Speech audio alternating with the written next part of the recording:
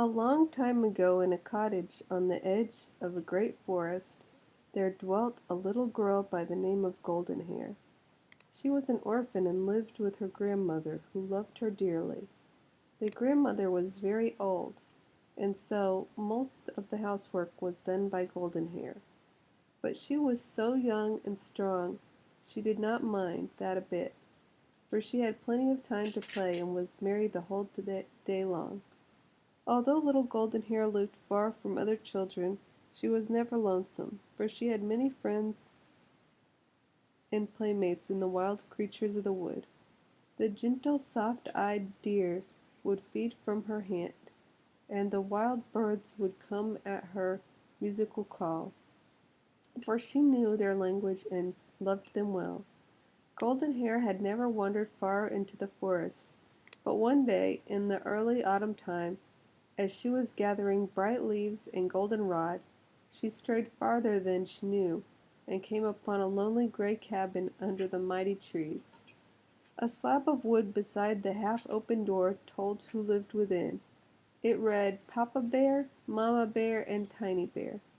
"So this is where the Jolly Bears live," said Goldenhair, as she knocked upon the door. "I want to meet them." No one came to her knocking, so she pushed the door wide open and walked in.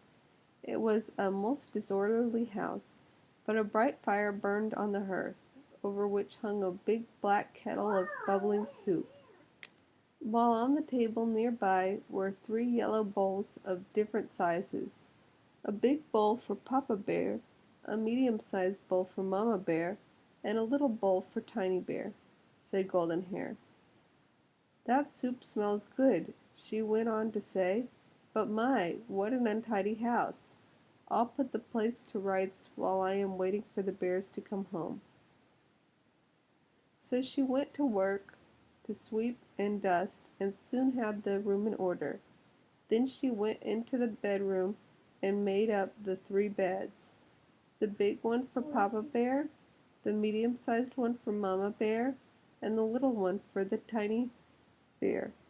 She hustled and had everything as neat as a pin when in bounced the three jolly bears.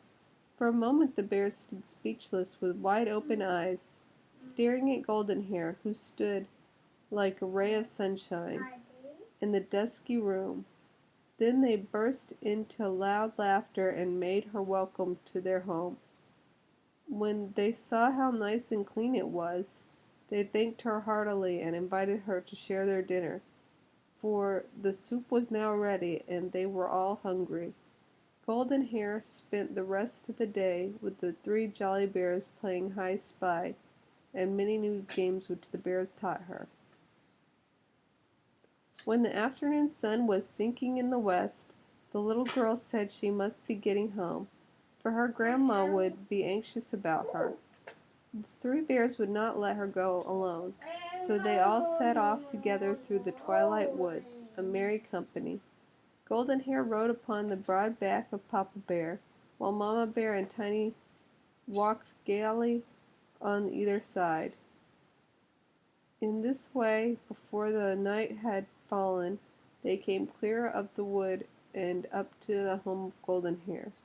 To be sure, the grandmother was much surprised to see the shaggy company with her little golden hair, but when she saw how jolly they all were, and how handy they were in helping Goldenhair get the supper, she was delighted to have them stay, and gave them welcome. Papa Bear split the wood, brought it in, and built the fire. Mama Bear got the tea kettle and filled it with water that was carried from the well by the Tiny Bear, and soon they were able to sit down to a good supper of hot biscuit, wild honey, and pumpkin pie, with tea for the elders and nice sweet milk for Goldenhair and the Tiny Bear. The grandmother liked the three bears so well, and the bears were so delighted with the comforts of home, that they all decided to live together for the general good. Papa Bear would do the chores and stand guard over the house at night. Mama Bear would do the housework under the direction of Goldenhair, while the Tiny Bear would wait upon Grandmother and run errands for the household. And so it came about that the three bears moved their three bowls and their 3 beds to the home of Goldenhair and her grandmother the very next day, and from all accounts they were happy ever after. At any rate, the fame of Goldenhair and the 3 bears spread far and wide throughout the countryside, so that on holidays troops of children came to play with the 4 jolly friends. The good-natured bears were always anxious to please the children. They would get up games under the greenwood trees in the summer, and merry sports upon the icy lake or snowy hills in the winter. They did their best to make life for all one glad round of joy. Just how long they lived thus no one seems to know, for it was a long, long time ago, and nothing is left but a joyous memory of a happy golden time.